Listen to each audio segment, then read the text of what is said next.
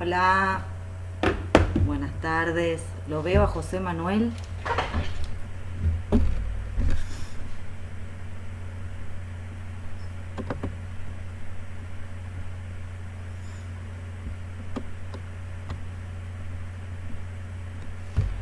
Bueno, Luis, si estás por ahí, dame un go, una acción.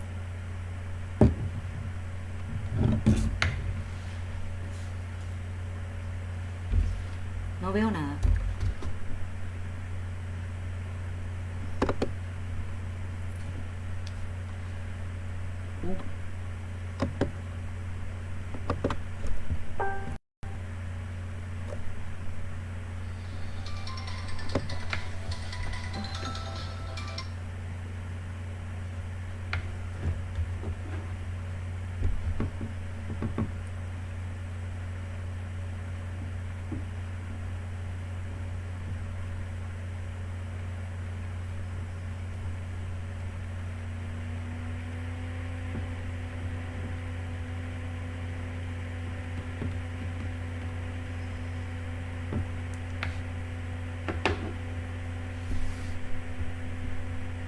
Buenos días, bueno, bárbaro. Ahí me aparecieron los comentarios.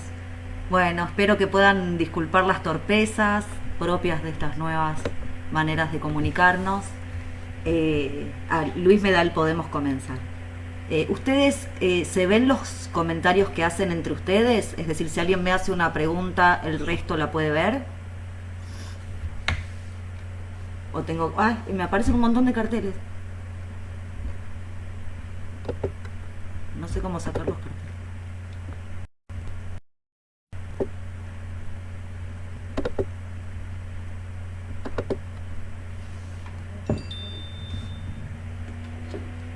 ¿Me escuchan la pregunta? Ah, bueno. Bueno, ahí me explican cosas por varios dispositivos. Bueno, voy a empezar, por supuesto, agradeciendo la invitación de Luis Ángel Gutiérrez. Nombro a él porque es quien se puso en contacto conmigo, pero sé que forma parte de este grupo, esta iniciativa de la UNAM, que a mí me llenó de alegría enterarme que existía. Ya desde el año pasado creo que me contactaron por el Facebook. Me estaba contando Luis que se trata de, lo digo para, veo que hay algunos argentinos conectados, un grupo que empezó de menos a más, primero con alguna inquietud por parte de algunos estudiantes a propósito de la filosofía de Plotino, y luego fue creciendo, se fue sumando gente, empezó a tener radicación institucional y fueron profundizando las lecturas. A mí me da mucha alegría y mucho orgullo eh, que me hayan invitado a participar. Sé que también, bueno, yo admiro mucho en realidad la tradición en estudios de filosofía antigua en México tiene ya sus décadas. Me alegra, insisto, que ya también se haya incluido la inquietud sobre la antigüedad tardía en general y sobre Plotino en particular en nuestro país también.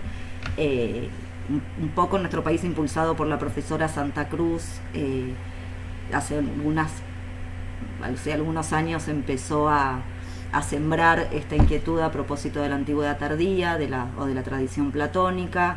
Y tenemos, bueno, en la UBA, en la UNL, en La Plata, en la Universidad Nacional de La Plata, en la Universidad Nacional de Córdoba, en Tucumán, hay varias universidades en nuestro país con investigadores que están interesados en estos temas, así que evidentemente Plotino y la tradición platónica de la antigüedad tardía cada vez más atrae atención.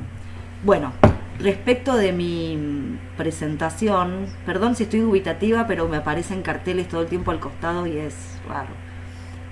Respecto de mi presentación, le estaba comentando a Luis que puede pecar de alguno de los dos extremos. Quiero decir lo siguiente. Puede pecar de demasiado técnica, por ahí el que no está tan avisado en asuntos plotinianos, o incluso puede pecar de demasiado simplista para aquel que conozca estas cuestiones problemáticas. Mi idea es que ustedes cuenten con unos textos que le mandé a Luis, avísame si los podés compartir, que en realidad son 3 capítulos o 3 pasajes de algunos capítulos. El último que vamos a leer juntos, esa es mi propuesta, es el 4º capítulo del primer tratado de la Quinta Eneada, 5.1.4, pero antes incluí 2 capítulos de 5.3 que me parece que nos viene muy bien para contextualizar el problema que planteo. Ustedes saben que, la metafísica de Plotino se encuentra íntimamente ligada a las relaciones causales que se dan en este ámbito de lo eterno, que distinguimos en 3 grados de la realidad: lo uno, la inteligencia y el alma. Mi exposición de hoy se va a concentrar en la segunda hipóstasis, la inteligencia, el nous, en donde la explicación plotiniana siempre gira en torno de esta unificación o unidad que se da entre el inteligente y el inteligido. Cabe destacar que la explicación que ofrece Plotino, no solamente del nous, sino también del alma, funciona a partir de la aplicación de las facultades intelectivas propias de la mente humana para explicar su estructura ontológico-noética. Y de ahí es de donde yo voy a querer partir. La profesora Santa Cruz, en un texto que yo siempre recomiendo, si hubiera alguien que está mirando esta exposición que alguna vez tomó clase conmigo, se va a aburrir, porque en general digo siempre lo mismo y me agarro de los mismos textos, pero en este en particular, Modos de Conocimiento Plotino, de María Isabel Santa Cruz, me parece un texto basal. Saqué esta partecita. Ella explica que la realidad es de naturaleza espiritual, que cada nivel ontológico es simultáneamente un nivel en que el pensamiento o el conocimiento se estructuran de determinadas maneras, cada vez más múltiples, más complejas y cada vez más imperfectas. Así pues, concluye, cada nivel ontológico es asimismo un nivel noético o teorético. Esto esta cita funciona para que nos pongamos de acuerdo a propósito de cuál es la perspectiva de análisis que yo propongo.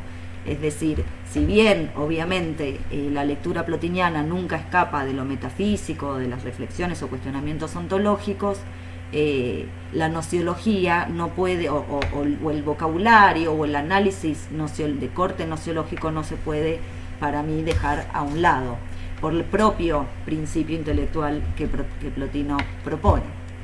Sabemos que el límite del conocimiento obviamente está dado en el conocimiento mismo de la inteligencia. Esa es la cima, no se puede conocer más allá de ella en términos cognitivos, digamos. La experiencia que viene después ya no se entiende en términos ni noéticos, ni de conocimiento, ni de pensamiento, porque ese conocimiento, esa actividad inteligente requiere de 2. En el esquema entonces de Plotino, a diferencia de la primera hipóstasis, de lo uno, en la segunda hay distinción entre sujeto y objeto. Ahí se encuentra la primera dualidad, aunque no exista una diferencia ontológica o una separación, más que diferencia ontológica, entre el inteligente y lo inteligible. El nous no constituye un proceso. El autoconocimiento de la inteligencia es inmediato y es genuino, a diferencia del autoconocimiento del alma, la tercera hipóstasis, que es un pensamiento asociado a la dianoia. Ahí exige un camino, un proceso a recorrer, en el que el objeto, ella misma,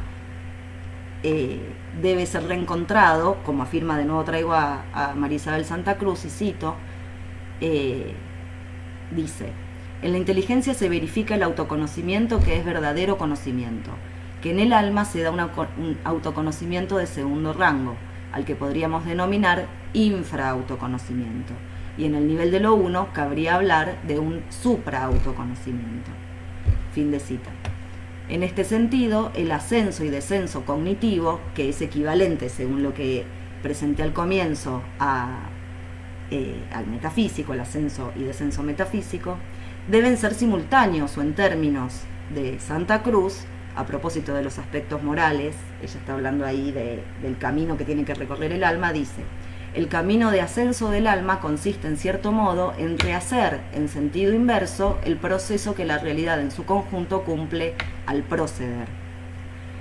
Para sintetizar, ¿alguien tiene alguna pregunta hasta acá? Oh, sí, un montón. ¿Se escucha?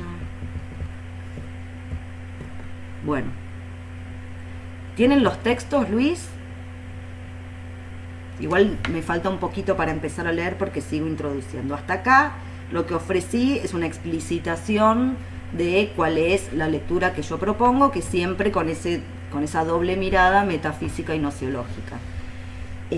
Para sintetizar el propósito de mi exposición, lo que quiero destacar acá es que el carácter unimúltiple de la inteligencia nos pide un esfuerzo de abstracción en el que tenemos que conceder que no hay una preeminencia de alguno de los dos caracteres. No es que es más una que múltiple o más múltiple que una, sino que la inteligencia es no una, puesto que si fuera una en sentido...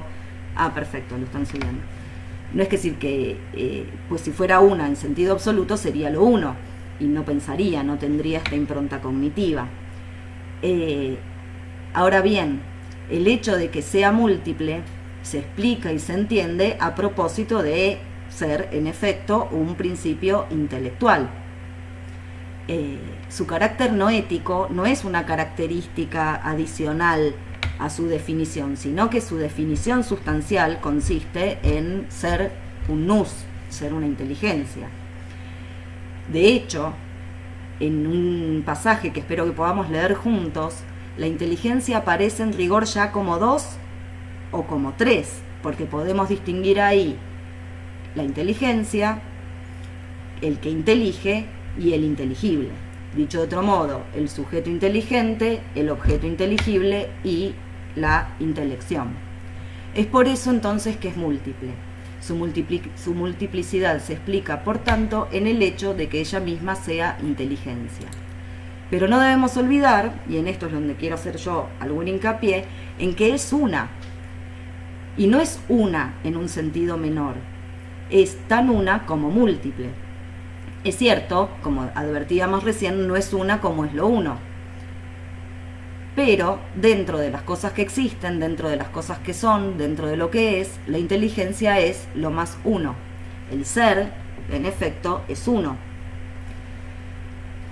Este esfuerzo teórico que nos propone Plotino aparece apoyado por una serie de textos en donde él va a ayudarnos, mediante fundamentos y argumentaciones, a comprender esta caracterización unimúltiple, ejemplar de la inteligencia. Hay que tomar, insisto, entiendo yo que dice Plotino, estas características, una y múltiple, en simultáneo, sin que prevalezca una por sobre la otra. ¿Cómo armo, digamos, con esta hipótesis de lectura, cómo armo yo mi exposición de hoy? La divido en dos bloques. Uno que me sirve para plantear este problema. Tomé dos textos en donde en uno se hace hincapié en la unidad de la inteligencia y en el otro se hace hincapié en su multiplicidad, para mostrar que ambas son necesarias. Eso podríamos nosotros leerlo como una especie de inconsistencia, no una contradicción, pero sí una inconsistencia. Ahora, decir que es una inconsistencia contrasta con el tercero de los textos que elegí para hoy, que es el que titula mi exposición, que es el capítulo 4 del 5.1, en donde Plotino explica que ese carácter 1 y ese carácter múltiple no solamente son características de la inteligencia, sino que es la condición de posibilidad ontológica de que ella sea, en efecto, inteligencia y ser simultáneamente. Es decir, no solamente la unidad y la multiplicidad de la inteligencia no son características inconsistentes, sino que son necesarias desde el punto de vista teórico para que la inteligencia sea tal. Eso es entonces lo que yo voy a querer, es el camino que propongo que recorramos. Entonces, en el primer bloque, que podríamos llamar de planteo problemático, elegí 2 capítulos del Tratado 5.3, el capítulo 5 y el capítulo 10. Lo voy anunciando por si les cuesta bajar el drive que está difundiendo la página. Es, bueno, de 5.3, capítulos 5 y 10, en la traducción de Gredos, de Jesús Igal. No, perdón, el capítulo 5 traje la traducción de Jesús Igal, pero el 10, la de Coligüe, la de María Isabel Santa Cruz. Para mostrar, como decía, en el primer bloque este doble carácter de la inteligencia, cómo y por qué Plotino lo fundamenta. Si están de acuerdo, si todos tienen el texto, podemos empezar a leer. Yo voy leyendo algunas líneas y las voy comentando, y si me doy cuenta cómo, voy viendo los comentarios que tengan ustedes para hacer. No pude. No sé si voy a poder ver los comentarios.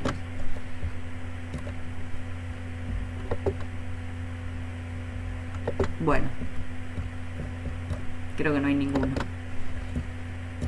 Bien, entonces, como decía, empezamos leyendo este tratado que desde el punto de vista cronológico, no lo mencioné antes, es un tratado que podríamos ubicar del último periodo, si es una distinción que todos aceptan, es el 49, y es muy interesante lo que, y me pueden criticar mucho lo que hago con Plotino, que es que estoy tomando 2 extremos de su producción o de la producción de Porfirio, el 49, y después vamos a ver la resolución o la integración de estas problemáticas en el tratado número 10.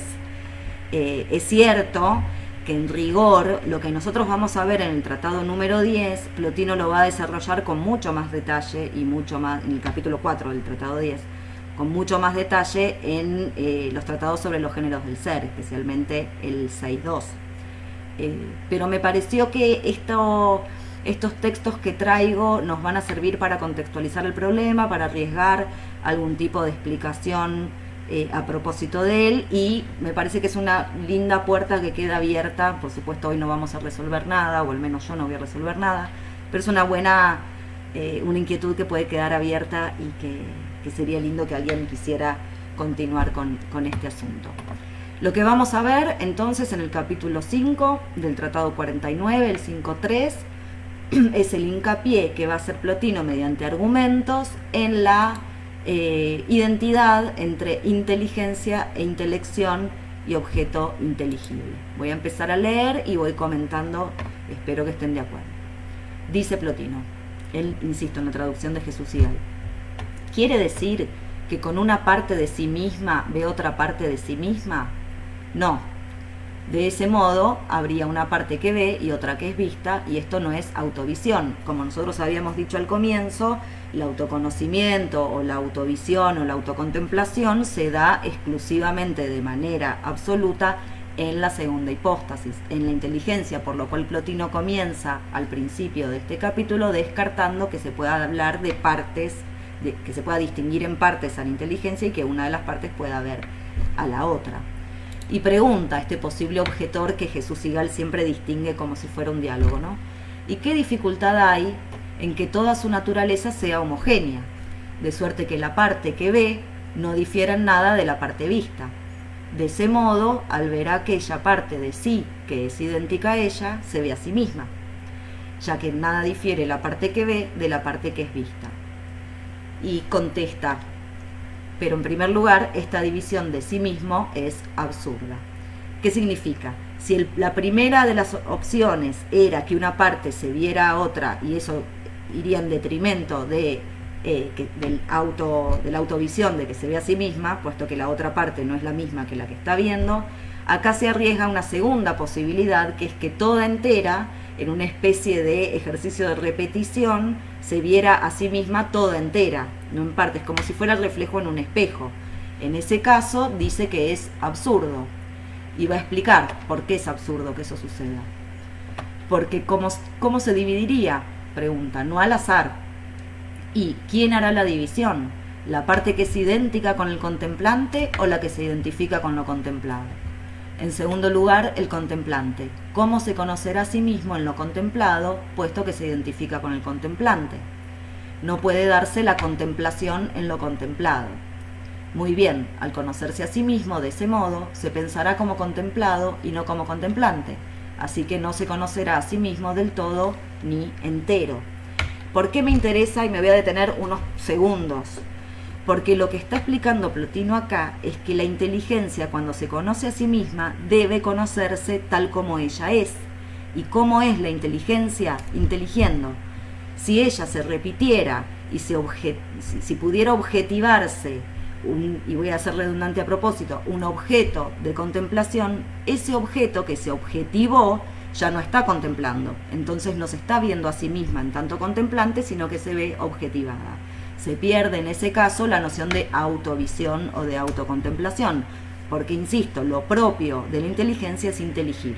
Si se ve a sí misma, debe verse inteligiendo, llevando a cabo la propia actividad que, como habíamos dicho, es su definición sustancial, si me permiten esos términos, los vacíos de tecnicismos, ¿no? Bien, salteamos unas líneas. El que pudo acceder al Word que yo mandé lo tiene ahí inmediatamente. Y vamos a pasar a la conclusión de este primer tramo del capítulo, en donde Plotino dice: luego, la inteligencia, lo inteligible y el ser deben ser una sola cosa, y esta debe ser el ser primero y la inteligencia primera, puesto que posee los seres, mejor dicho, es idéntica a los seres. El capítulo entonces continúa con otro argumento, ahí en la línea 30 a continuación. Pero si la intelección y el inteligible son una sola cosa, ¿ya por eso el pensante se ha de pensar a sí mismo? La intelección incluirá, es verdad, al inteligible, o mejor, se identificará con el inteligible, pero todavía no aparece claro que la inteligencia se piense a sí misma. Es decir, con el movimiento argumentativo anterior, Plotino pudo asociar o bien identificar la actividad de intelección con el inteligible. Habíamos dicho entonces que si la inteligencia se va a ver a sí misma, se tiene que ver inteligiendo. Con lo cual lo inteligible que la inteligencia intelige tiene que ser la intelección.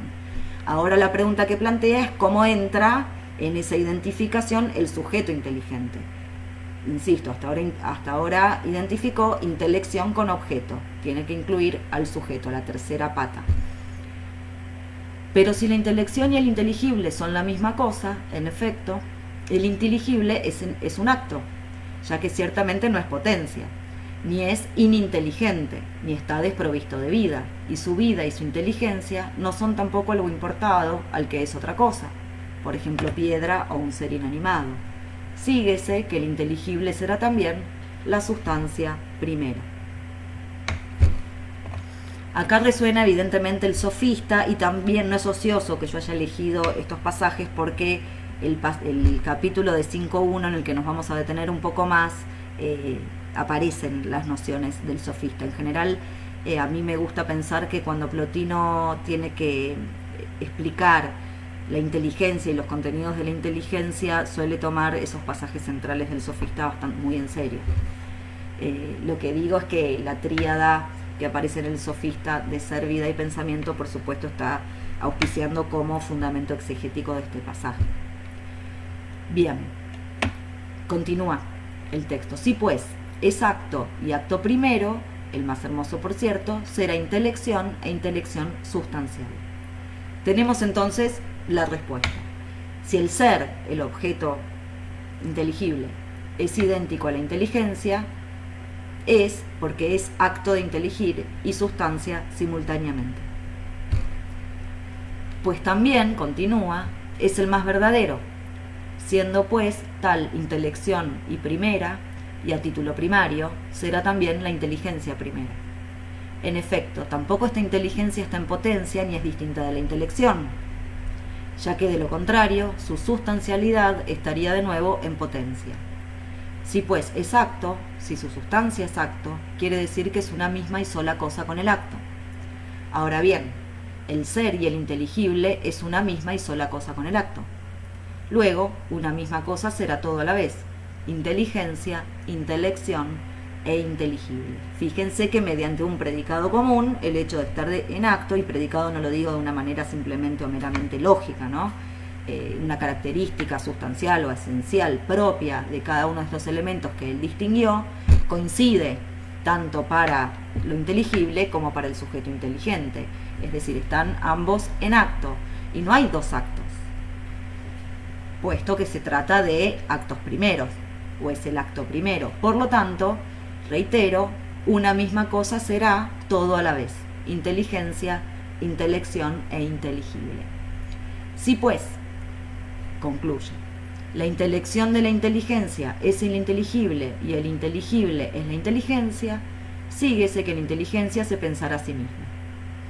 Porque pensará que la intelección, que resultó ser idéntica a la inteligencia, y pensará, no sé si lo dije bien, pensará con la intelección, que resultó ser idéntica a sí misma, la inteligencia, el sujeto inteligente, y pensará al inteligible, que resultó ser idéntico a la inteligencia. Luego, por uno y otro concepto, la inteligencia se pensará a sí misma. En cuanto a la inteligencia misma era la intelección, y en cuanto a la inteligencia misma era el mismísimo inteligible que pensaba con la intelección, que era ella misma. Parece un trabalenguas. Estos son textos que hay que leer muy de a poco, ir haciendo una especie de mapa de a qué se está refiriendo en cada caso, pero a mí el argumento me parece que es buenísimo, lo digo de corazón. Me encanta, es un texto que es lindísimo y muestra, al modo en que a Plotino le gusta mostrar, que es también en función de su exégesis de textos de Platón, que efectivamente ser, intelección e inteligente son lo mismo en una íntima identidad sin distinción. Concluye ahí este capítulo 5 que yo traía, que como vemos se hace hincapié en ese aspecto 1 de la inteligencia, pero nosotros sabemos que la inteligencia no es una, de modo simplísimo, absoluto, como es lo uno. Con lo cual, Plotino, ya en el capítulo 10, va a explicar entonces de qué modo al mismo tiempo es múltiple. Ahora, los que tienen la selección que yo mandé saben, estoy usando la traducción de Coligüe, de María Isabel Santa Cruz y María Inés Crespo. Y los que no la tengan, bueno, sepan que estoy en el capítulo 10 del mismo tratado. Es el mismo tratado, ¿no? Iba a decir, arranco en la línea 9 porque, como un paréntesis, ustedes saben que esta selección de Coligüe es, como su nombre lo indica, una selección. Creo que se llama Plotino Textos Esenciales, ¿no? O Eneas Textos Esenciales. Ellas lo que hicieron es un recorrido por diferentes tratados, seleccionaron algunos capítulos y los combinaron para ofrecer una explicación seguida, sumamente amable y profunda a la vez, de los lineamientos metafísicos más importantes de Plotino. Por eso no contamos con una traducción de los 54 tratados. A su vez, no contamos con una traducción de tratados completos, son capítulos. Pero, como decía, a su vez, hay veces que un capítulo tampoco está completo, tenemos como partes. Así que en este caso yo sigo la selección de ellas y comienzo el análisis a partir de la línea 9. Dice, digamos ahora nuevamente, pues la indagación no versa sobre algún tema casual, que hay que afirmar que esta inteligencia tiene necesidad de verse a sí misma. Más aún, posee la visión de sí misma, ante todo porque es múltiple, y luego porque es inteligencia de otra cosa y necesariamente ha de ser vidente, y vidente de esa otra cosa, y su ser es visión. Fíjense que parte de lo que ya mostró, que es el autoconocimiento, la autovisión, pero introduce que ya la propia noción de visión, ahí lo que tenemos siempre es Jorao, este ver implica necesariamente una dualidad. Pues, continúa, si hay alguna otra cosa, habrá visión, y si no hay, la visión será en vano. Es necesario entonces que haya más de una cosa para que haya visión, y la visión debe coincidir con lo visto, y lo visto por sí mismo debe ser una multiplicidad en un todo. En estas pocas líneas, o en esta última línea, ya tenemos un problema sumamente complejo que es el que inspira un poco esta exposición. Fíjense que la visión debe coincidir con lo visto, arranco un poco antes. Fíjense que la visión implica multiplicidad, a su vez implica esa identidad en que la visión debe coincidir con lo visto, pero a su vez tenemos una multiplicidad ulterior que se encuentra al interior de lo visto. lo visto por sí mismo debe ser una multiplicidad en un todo, es decir, el objeto inteligible no es uno. El objeto inteligible, al menos de una manera muy laxa para comentar, nosotros lo solemos identificar con las formas, y las formas son múltiples. Entonces la inteligencia no solamente es múltiple por ser otra que lo uno, sino que es múltiple porque debemos distinguir sujeto que ve y objeto que es visto, y además es múltiple porque ese objeto que es visto es, a su vez, una multiplicidad de formas. A propósito de eso, es que vamos a avanzar en el segundo bloque. Iba a decir resolutivo, pero no es resolutivo, pero al menos en el tratado 5.1. Continuamos en nuestro capítulo 10 de 5.3. Dice, en efecto, lo que es plenamente uno no tiene nada sobre lo que ejercer su actividad, sino que solo y solitario permanecerá en pleno reposo. Pues donde hay actividad se pasa de una cosa a otra. Pero si no hubiera una cosa y después otra, ¿cómo se actuaría? ¿O hacia dónde se avanzaría? Por eso, lo que actúa debe ejercer su actividad sobre otra cosa. O bien debe ser él mismo algo múltiple si es que ha de ejercer su actividad en sí mismo. Entonces, esa unidad que se defendía en el capítulo 5 ahora aparece combinada con esta multiplicidad propia de la actividad de el inteligir. Por cierto, si no progresa hacia otra cosa, permanecerá inmóvil. Y si permanece en total reposo, no pensará. Como vemos, insisto, la multiplicidad aparece asociada con el movimiento, con el movimiento, y el movimiento aparece ya desde Platón, ya es algo bastante conocido para todos, se asocia inmediatamente con el conocimiento. O al revés, el conocimiento se entiende en términos de movimiento. Es preciso entonces que lo pensante, puesto que piensa, se halle desdoblado, y sea que uno de esos dos términos sea exterior al otro, sea que ambos se hallen en una misma cosa. El pensamiento se da siempre y necesariamente en una alteridad y en una identidad. Y las realidades pensadas en sentido propio deben ser, respecto de la inteligencia, tanto idénticas como diferentes. Entonces, el pensamiento requiere de las nociones, que las vamos a llamar así por ahora, de identidad y de alteridad. ¿Por qué? Porque el pensamiento, para que sea pensamiento, tiene que poseer o ser el objeto de pensamiento, es decir, para que sea verdad, segunda hipóstasis, unidad, realidad, ser en acto, debe ser idéntico a sus contenidos, pero a su vez, para que efectivamente sea una actividad, es necesario incluir la noción de alteridad. Repito, y las realidades pensadas, los objetos inteligibles que nosotros identificamos con las formas, en sentido propio, deben ser respecto de la inteligencia tanto idénticas como diferentes. Es decir, la identidad y la realidad atraviesan a la segunda hipóstasis no solamente en su relación entre el sujeto que piensa y el objeto pensado, sino al interior de las distinciones que nosotros podemos detectar en los objetos inteligibles, que son, como decíamos, múltiples. Nuevamente, cada una de las realidades pensadas comporta esta identidad y esta alteridad. Pues, ¿qué pensará un pensante que no contenga una y otra cosa? En la selección de Santa Cruz y Crespo de Coligüe se salta hasta la línea 40 y nosotros vamos a seguir ese camino. Así que los que no estén con el texto que mandé, que estén con Igal, salteen por favor hasta la línea 40 para continuar la lectura.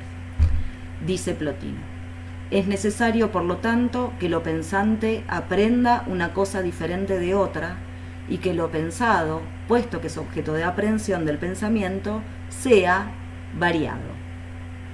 De lo contrario, no habrá pensamiento de él, sino un tacto, y por así decirlo, un mero contacto inefable y no pensante. Tacto y contacto anterior al pensar, porque la inteligencia aún no ha nacido y lo que toca no piensa. Yo no voy a meterme a desarrollar esto que está antes de la inteligencia, pero sí me interesaba esta línea en particular porque el hecho de que la inteligencia sea múltiple, depende directamente de lo generalizar. ¿Lo leo o todos ven lo que dice Luis? No sé, bueno, yo lo digo.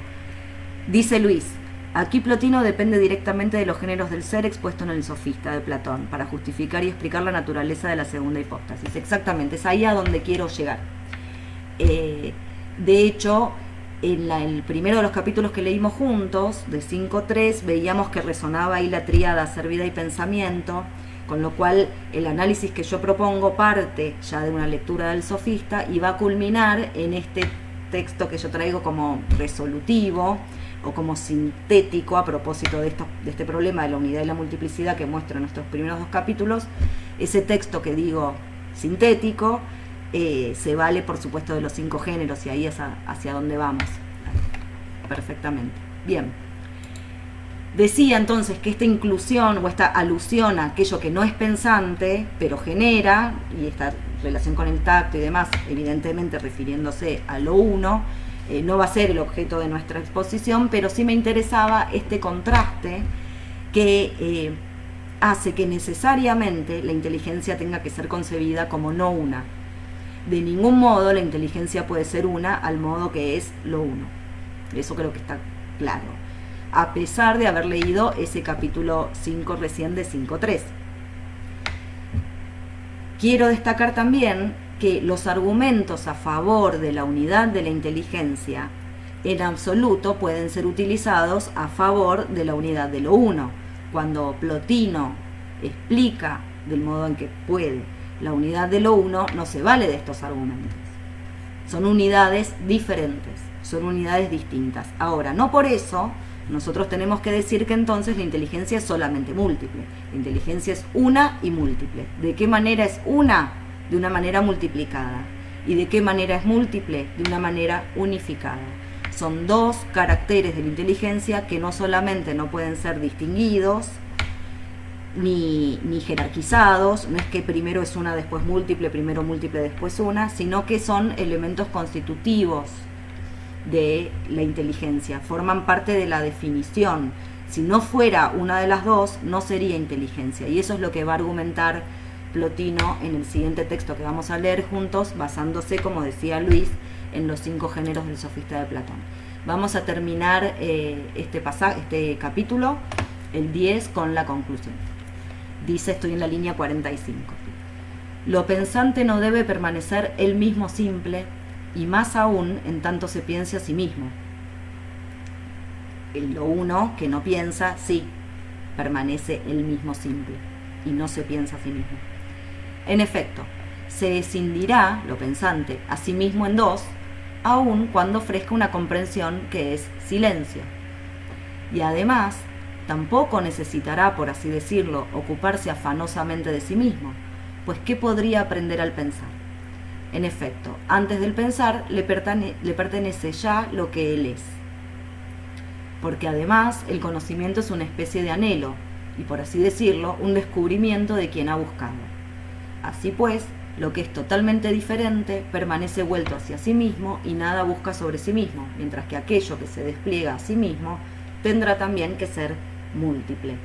De estas últimas líneas a mí me gustaría si ustedes pudieran retener la noción de anhelo, no porque nos vayamos a meter con el problema de la generación de la inteligencia y la inteligencia que desea o que ama, sino porque en el próximo texto de la antología, de esta selección que armé, va a aparecer la noción de deseo y vamos a ver de qué modo no desea la inteligencia y de qué modo no desea lo uno.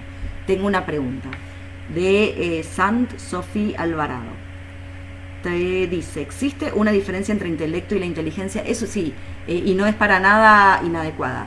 Es un problema de traducción. Para ponernos de acuerdo y no entrar en temas de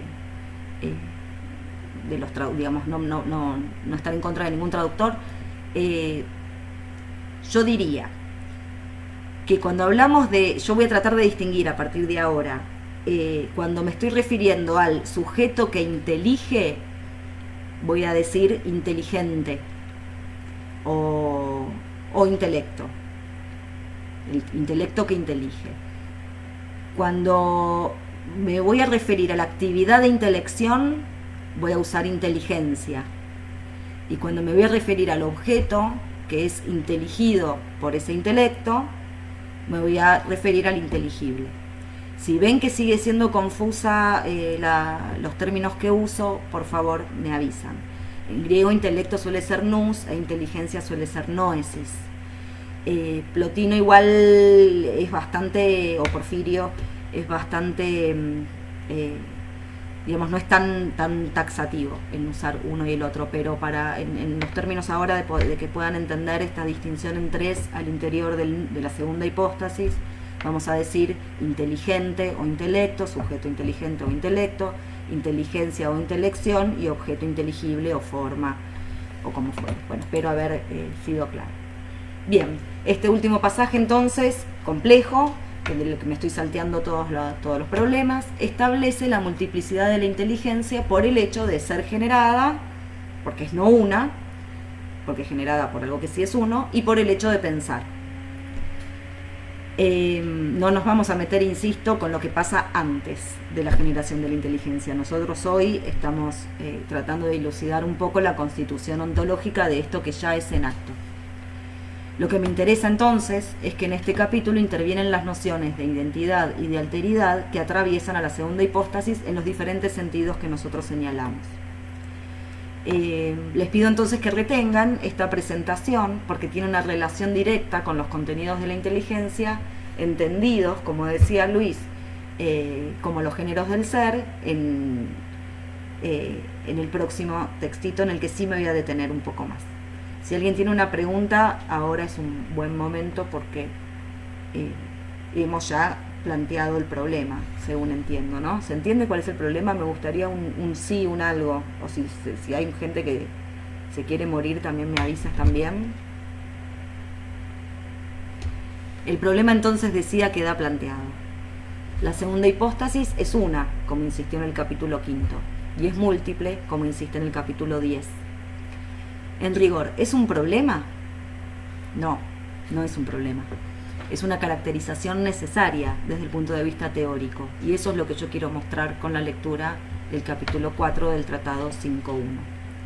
A ver, paren un segundo que tengo cosas acá al costado. Hay un comentario fijado. A ver.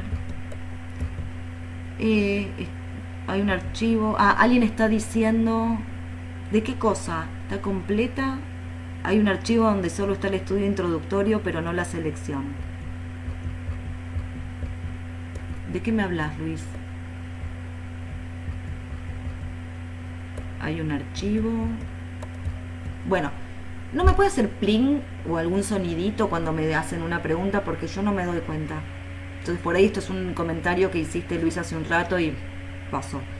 Bueno, si están todos de acuerdo, empezamos a leer entonces ya lo que le puso nombre a esta exposición, que como ven un poco los engañé, porque por ahí sí decía que nos metíamos con 5.3, no se iba a conectar nadie, porque es un tratado muy difícil, y como pudieron ver, es como un trabalenguas, es para leer de manera mucho más detenida que la lectura que estoy proponiendo, pero espero que el que lo conoce no se haya aburrido, y espero que el que no lo conoce sienta la necesidad de acercarse. Es un tratado complejo, pero riquísimo, riquísimo.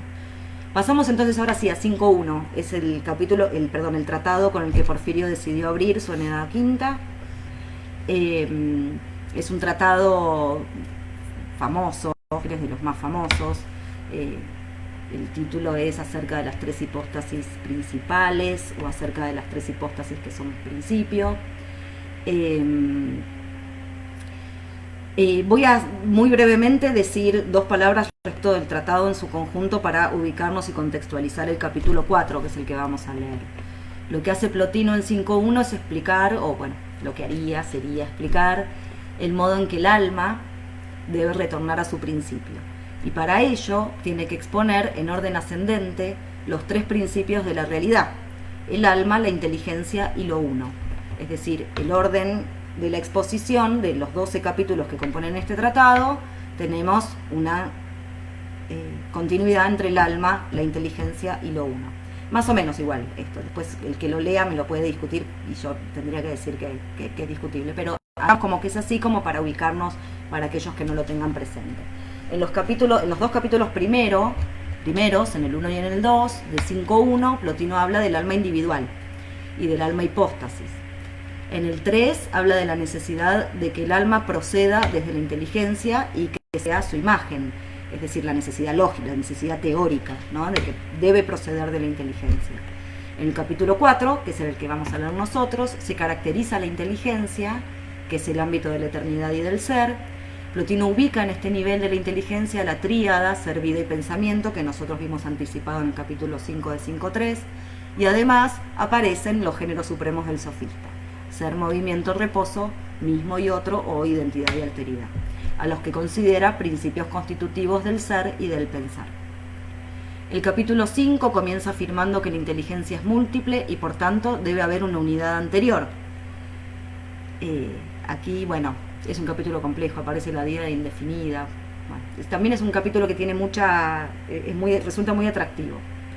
Los capítulos 6 y 7 son clave para mí.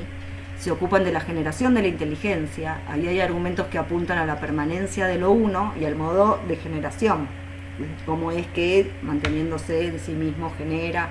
Aparece la noción de sobreabundancia, generación en la eternidad, autoconstitución, esta relación causal de modelo de imagen, que para mí es la columna vertebral de la causalidad plotiniana, y demás. En el 7 aparece la noción de epistrofé, visión, dynamis panton, autoconstitución de la inteligencia y del ser, la simultaneidad de la constitución, de la autoconstitución de la inteligencia y del ser. Son capítulos muy con una carga ontológica y metafísica muy fuerte. Aparece el ser como determinado y en acto, y finalmente el capítulo concluye con el tipo de generación que se da en el alma. Una vez que tenemos como ese bloque causal fuertísimo, aparece el tramo que, bueno, yo llamo exegético polémico, ¿no? En donde aparece ahí una revisión del Parménides histórico de Platón, del Parménides de Platón, Heráclito, la crítica famosísima a Aristóteles, a propósito de la dualidad de su principio, que ese pensamiento que se piensa a sí mismo de lambda está muy bien, pero es dos, no es uno. Eso aparece en el capítulo 9. Y luego, finalmente, el tratado muestra o concluye que las tres hipóstasis se encuentran de algún modo en nuestra alma y que tenemos que replegarnos en nuestra alma para poder ser conducidos hacia lo de allá. Eso es una especie de síntesis tipo montaña rusa ascendente de los 12 capítulos de 5.1. Nosotros, como decíamos, nos vamos a concentrar en la lectura del capítulo 4. Así como dijimos que 5.3 es un tratado que, si tuviéramos en cuenta las relaciones cronológicas de composición, habría que ubicarlo al final. Bueno, 5.1 es el 10 en el orden cronológico, así que pertenecería a aquellos que se agrupan bajo la denominación temprana, como fuera. El capítulo 4, entonces, Plotino lo que examina ahí, habíamos adelantado, es la naturaleza de la inteligencia, por eso me interesa traer hoy acá, y su superioridad con respecto al alma. Es decir, el capítulo 3, el anterior, consideraba el estatus de la inteligencia a partir de lo que de ella se genera, del alma. Y ya en el capítulo 4 la inteligencia es examinada por sí misma, a partir de su naturaleza puramente intelectual. Bien, si están de acuerdo, entonces empezamos a leer, pero primero me fijo si ahí tengo, si tengo algún comentario. Sí, y sí, de acuerdo. Alguien puso en el link el estudio introductorio de Santa... Ah, pero no está el texto. Ok, perfecto. Y eso no sé si está... acá ponen... ¿Es de Marita ese que pones, Ezequiel? 5310. No sé si es de Marita. Bueno. Tengo dudas con respecto al pensar y la relación con el conocimiento. Por ahí llegué tarde. El archivo completo está acá. Perfecto, esta es la traducción de Santa Cruz y Crespo. Bueno, hasta ahí llegamos. Bueno, si está todo el mundo con el texto a la vista, bien. Y si no, trataré de como habrán visto que no hablo lento. Pero bueno, ojalá puedan seguirlo. Empezamos. También estoy usando no sé si lo dije, la traducción de Santa Cruz Crespo del capítulo 4 de 5.1, que está completa en la selección de Coligüe. Dice entonces, también podrá vérselo a partir de lo siguiente, eso que venía diciendo, ¿no?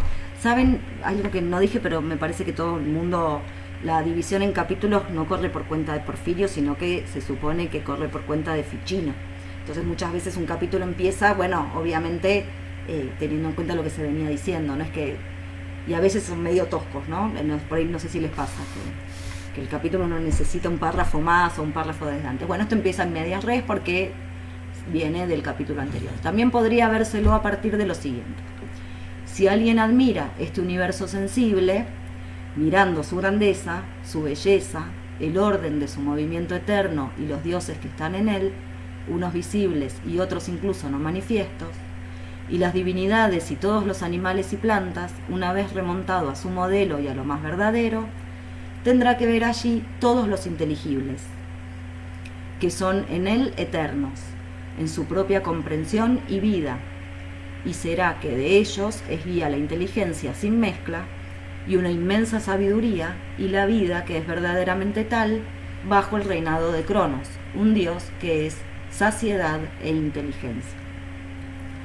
Fíjense entonces que evidentemente lo que está mostrando este pasaje que abre este capítulo, que insisto que para Ficino abre una unidad argumentativa que va a tener un cierre al final del capítulo 4, la premisa que podríamos nosotros plantear al inicio es que todo lo que existe acá debe necesariamente existir allá, en esta relación causal de modelo e imagen que yo, insisto, creo es la columna vertebral de la causalidad. Si el efecto no fuera imagen, me parece que es muy difícil de explicar esta gradación hipostática que Plotino plantea en el ámbito de lo eterno.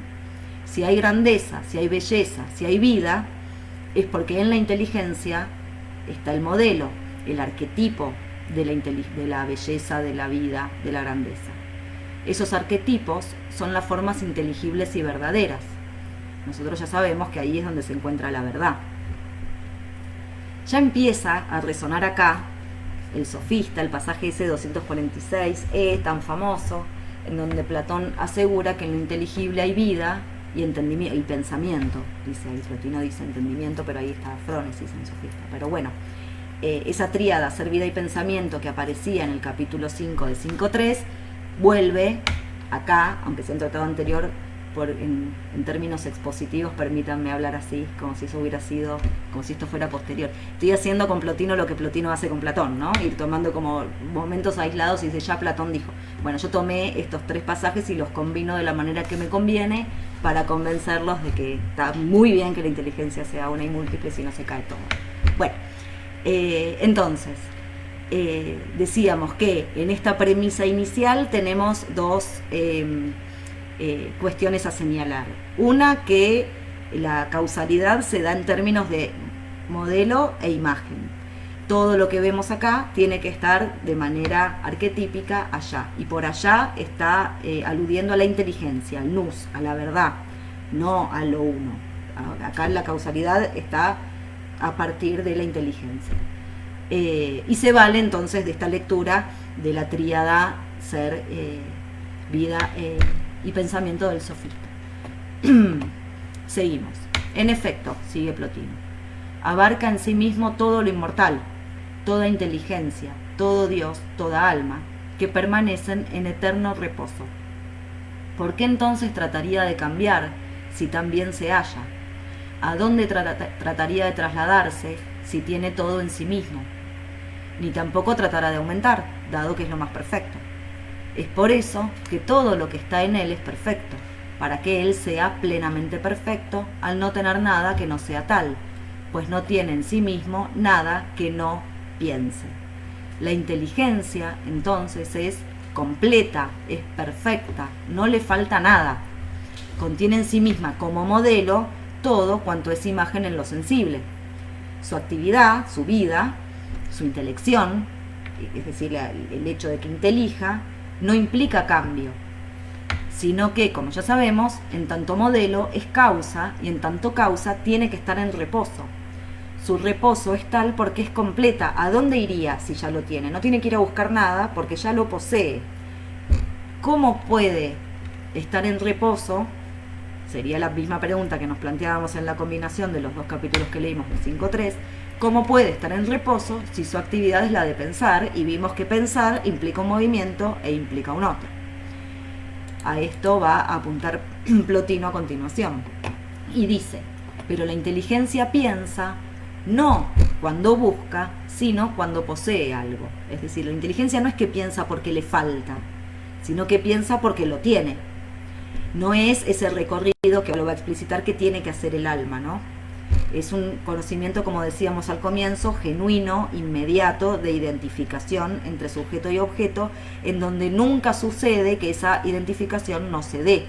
Siempre lo posee. Por eso ese es el estatus de la inteligencia de la segunda hipóstasis del nous, es donde se da la verdad. Nunca le va a faltar pensar, nunca le va a faltar el objeto. ¿Por qué? Porque es sí misma. Si el objeto de la inteligencia es la intelección misma, en el momento en que intelija va a poseer su objeto, porque está conociéndose a sí misma. Entonces, acá interviene, en la última liñita que leí, este axioma fundamental. La repito, la inteligencia piensa no cuando busca, sino cuando posee algo. Entonces, ese otro que la inteligencia piensa necesariamente no es un otro ontológicamente hablando, sino que dice en algún lado, en 6.2, que igual lo digo, pero no me pregunten eso porque es muy difícil, dice que es un otro conceptualmente hablando, que nosotros podemos hacer una distinción conceptual pero no ontológica. Digo como nota al pie para el que le interese, eso es un problema grave, porque si yo quiero defender que la ontología y la nociología van de la mano y demás, bueno, ¿cómo se pueden hacer estas distinciones si cada distinción nociológica implica una distinción ontológica? Pero vamos a tomarlo como un axioma, al menos para poder entender lo demás. Bien, continúo la lectura del capítulo. Su bienaventuranza no es algo adquirido, sino que es todas las cosas en la eternidad y es lo realmente eterno, a lo que imita el tiempo que, circundándolo, deja atrás unas cosas y alcanza otras. A esa referencia del sofista tenemos que sumarle acá una clara referencia a la definición de tiempo que aparece en Timeo, ahí en 37D, 37D7 o 37D5, en donde dice que el tiempo es imagen móvil de la eternidad. Es muy común que, ya lo saben, que Plotino vaya combinando determinadas palabras o frases de diferentes diálogos para construir sus argumentaciones o fundamentar sus posiciones. Sigo. Pues en el alma se dan las cosas unas tras otras. En efecto, a veces Sócrates, a veces un caballo, siempre una cosa particular. Pero la inteligencia es de todas las cosas. Posee, por tanto, todas las cosas inmóviles en un mismo lugar. Y solo es, y el es por siempre, ya que jamás va a ser. Pues entonces también es. Ni tampoco fue, pues allí nada hay que haya sido. ¿Les suena acá el Timeo? Vayan es muy parecida el argumento, por supuesto en contextos muy diferentes y con propósitos diferentes, pero estas líneas son prácticamente calcadas. Bueno. Retomo desde la parentética, pues entonces también es, ni tampoco fue, pues allí nada hay que haya sido, sino que permanece siempre, puesto que todas las cosas permanecen por siempre inmóviles, siempre las mismas, como si se complacieran a sí mismas por ser tal como son. El tiempo, como podemos ver, implica una sucesión. La sucesión implica que algo que no es pasa a ser. La eternidad, en contraste, se encuentra por fuera de esa sucesión, es atemporal, es modelo de esa imagen sucesiva. Todo se da en la eternidad simultáneamente, se autocomplace, no hay deseo de otra cosa. Nosotros podríamos preguntarnos por qué Plotino tiene que hacer estas aclaraciones antes de decir lo que va a decir ahora. Tiene que aclarar que cuando él establece distinciones, si quieren conceptuales o aún ontológicas, en este contexto no se trata de una jerarquía temporal, una aparición previa en el tiempo.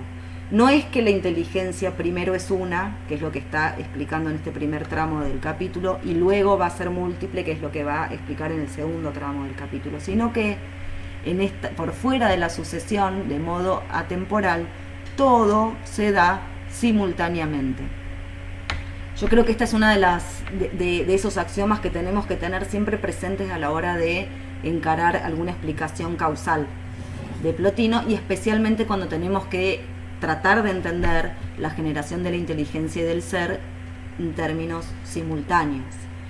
Primero no aparece el ser y después la inteligencia, ni primero aparece la inteligencia y luego el ser, sino que necesariamente es necesario desde el punto de vista teórico que aparezcan ambos generados simultáneamente, porque como sabemos, la inteligencia no es...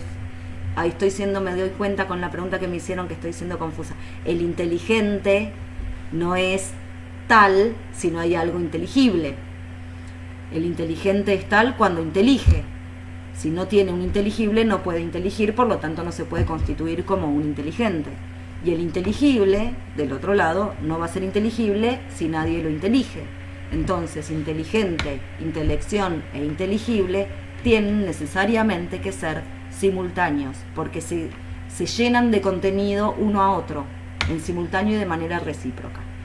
Bueno, luego entonces de todas estas advertencias a propósito de la relación entre imagen y modelo y de la distinción entre tiempo y eternidad, en un caso resonaba el sofista, en otro el timeo, ahora sí Plotino va a caracterizar a los inteligibles, a los noetá, del lado del objeto inteligible. Nosotros ya sabemos, no por la lectura solamente que hicimos recién, sino porque es una visión común, pensar a los contenidos de la inteligencia o asociar a los contenidos de la inteligencia con las formas platónicas. En general uno cuando explica Plotino lo dice en esos términos. Ahora, cuando Plotino, eso en muchísimos tratados, ¿no? Aparecen las formas como, de hecho en este mismo tratado, en el capítulo 8 dice, y los inteligibles son las formas, ¿no? No hay que irse muy lejos. Sin embargo, cuando Plotino tiene que explicar, creo yo, con un poco más de precisión, esos contenidos inteligibles, ya no menciona la forma sin más, sino que circunscribe el análisis de los contenidos de la inteligencia a los 5 géneros. Esto lo hace acá. Aparece algo también en el tratado 5.9, pero especialmente el análisis más detallado, argumentado y fundamentado, desplegado de lo que acá enuncia, lo desarrolla en el tratado 6.2, que forma parte de esa tríada de los géneros del ser, 6.1, 6.2 y 6.3. En el primer tratado el que abre la sexta Eneada tenemos la crítica a Aristóteles, a las categorías aristotélicas y a las estoicas, y en 6.2 y en 6.3 ya podemos ver una argumentación muy desarrollada de la postulación de estos 5 géneros como los contenidos de la inteligencia y los elementos constitutivos de la inteligencia. Son 3 tratados bien complejos, muy lindos también, y a mí me gusta en general leerlos después de haber leído este capitulito de 5.1, que me parece que es como conciso y es una linda introducción para lo que viene después.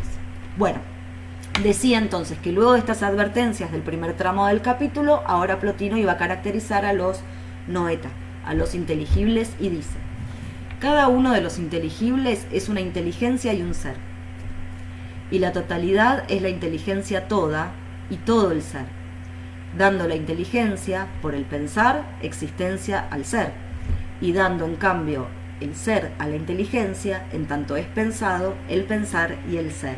Esto que parece de nuevo un trabalenguas es, creo yo, si yo lo entiendo bien, es aquello que yo estaba explicando hace un rato a propósito de la generación simultánea. No hay ser inteligible, no hay un noetón, si no hay un nous y una noes, si no hay un inteligente que lo intelija. No hay un inteligente si no hay un inteligible. Evidentemente, en esta formulación sintetiza, creo yo, lo que hemos estado leyendo hasta ahora. Y yo creo también que se encuentra esto en la raíz de la noción de ejémpola, la noción de unimúltiple. Lo inteligible es intelección y ser. Esto nosotros ya lo sabemos porque lo mostró en 5.3. Eso vale para la segunda hipóstasis en su totalidad, pero también vale para cada uno de los componentes, y eso es necesario desde el punto de vista teórico. Porque si yo voy a decir que el inteligible es inteligencia o intelecto e intelección, y esa inteligible, como ya también insistimos, es una multiplicidad, porque dijo que las formas, los contenidos de la inteligencia también son múltiples, cada uno de esos inteligibles es idéntico a la inteligencia y a la intelección, o al intelecto y a la intelección, con lo cual el esfuerzo de abstracción que nos pide Plotino es todavía mayor, porque tenemos que decir que lo que se da en el todo se reproduce en cada parte de ese todo, pero que cada parte de ese todo no se trata de una reproducción, sino que es idéntico al todo. Parte y todo son idénticos. Vamos a ver que esto, que es bastante difícil, primero de entender y después de aceptar, va a aparecer fundamentado. Y va a aparecer fundamentado a propósito de los 5 géneros. Bueno, no se trata, decimos, insistimos, que primero piense y se genere el ser, ni que primero haya ser y luego piense. Es una constitución simultánea. Lo que especifica acá es que esa constitución simultánea se da en cada uno de los componentes de la segunda hipóstasis. Seguimos leyendo. Pero la causa del pensar es algo diferente, que es también causa del ser. Pensar y ser tienen una causa, y esa causa, que es anterior, va a ser diferente, dice acá. Algo. Hay entonces algo diferente, que es simultáneamente causa de ambos. Ambos son efectos simultáneos de una causa, esa causa es evidentemente simultáneamente de ambos. Pues ambos existen conjuntamente y no se abandonan uno al otro, sino que, aunque son dos, son esa unidad, inteligencia y ser, pensante y pensado, nous y noé, nous por pensar, por inteligir, y ser por ser pensado. Ahí alguien puede subrayar esa parte, y si quiere utilizar el vocabulario de la intelección, aparece nous, lo que dice inteligencia es nous, pensar es noein y ser pensado es noumenon. Inteligencia por inteligir y ser por ser inteligible o inteligido. Bien. Alude obviamente a lo uno, eso anterior, eso que es causa simultánea de los dos. Aparece la noción de otro. Hasta ahora hizo hincapié en el reposo de la inteligencia. Había advertido que su pensar no implica un deseo que lo mueva hacia otro, porque ese deseo está satisfecho y es una satisfacción eterna, porque se satisface con sus propios contenidos, que son ella misma. El reposo entonces se explica por la identidad entre el ser, la intelección y el inteligente, pero a su vez, que sea todo eso implica que es otra que su causa. Pues lo uno tampoco desea, porque la inteligencia no desea, lo uno tampoco desea, pero no desea por una razón diferente. Y ahí los remito al final del capítulo 10 de 5.3, ¿no? Les pedí que tengan en cuenta, que tengan en mente la noción de anhelo. ¿Cuál es la diferencia entre el no deseo de lo uno y el no deseo de la inteligencia? Sabemos que la inteligencia no desea porque está satisfecha. Ahora, que algo no desee porque está satisfecho, o si necesitamos una satisfacción de un deseo, es que eventualmente esa inteligencia deseó. En este momento está completa. Cuando la inteligencia es en acto y está inteligiendo y es una con los contenidos que intelige y demás, es satisfecho, pero eventualmente, insisto, si hay una satisfacción hubo una falta. En el caso de lo uno no desea, pero no por ser deseo satisfecho, sino que no desea por su simplicidad absoluta. Él sí que no tiene a quien desear. Tampoco se desea a sí mismo. No desea, no va a satisfacer nunca un deseo que igual no tiene. No deseó. Bueno, entonces, lo uno decíamos, no desea por su simplicidad absoluta. Por tanto, al reposo identidad de la inteligencia tenemos que agregar la noción de alteridad, y eso es lo que va a hacer Plotino inmediatamente y va a decir, en efecto, no podría haber pensar, noein, no podría haber inteligencia, inteligir, si no hubiese identidad y alteridad. Así pues, las realidades primeras, ta prota, son inteligencia, ser, alteridad e identidad. ¿no? Tenemos nous, on, heterotes y tautotes. Pero es preciso añadir también movimiento y reposo. Se requiere el movimiento si ha de pensar. Nosotros ya sabemos que es una tradición que podemos constatar en muchos pensadores, que siempre la intelección, el conocimiento, el pensamiento se asocia con el movimiento. Ya en el Sofista de Platón aparece explicitado. El reposo, si es que ha de pensar lo mismo, y esto también en el Sofista de Platón aparece explicitado. El conocimiento siempre tiene que ser un conocimiento de algo que sea estable. Ya República 5, si no hay algo estable no hay episteme, ¿no? Siempre tiene que estar en reposo aquello que es objeto de conocimiento. Entonces el conocimiento mismo implica movimiento, pero a su vez también implica reposo. ¿Por qué? ¿De dónde lo saca Plotino? De lo que acaba de explicar en relación con la simultaneidad de la inteligencia, la intelección y lo inteligible. Si no hay algo en reposo, no puede haber movimiento. Y si no hay movimiento, no puede haber algo en reposo, porque ese movimiento es justamente hacia aquello que está en reposo.